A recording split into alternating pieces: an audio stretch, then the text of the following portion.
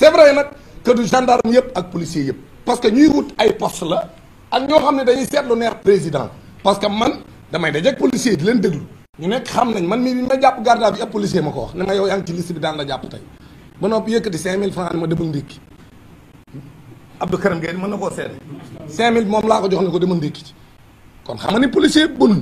mu ne ma yow daam bët da lay jàpp tey ma ne ko ah bon man ma yaa ngi ci liste bi dañ lay jàpp kon nag Abdou Karim Gueye ngi nii du ma bàyyi ma fen mu daal di yëkkati 5000 jox ma ne ma garde à vue dafa metti dama ndékki ci ma ne ko déet waay mu ne ma dañ lay jàpp waaw léegi ma jël 5000 bi jox Abdou Karim Gueye mi ne ko Abdou Karim comme yow yaa maa ngi la fekk ngay ndékki fayal ci 5000 bi ñu policier bi may nee dañ ñuy jàpp de mun ma ah daam da jàpp dara ñun pare nañ pour ñu jàpp ñu parce que ñun dañuy xeex pour dëgg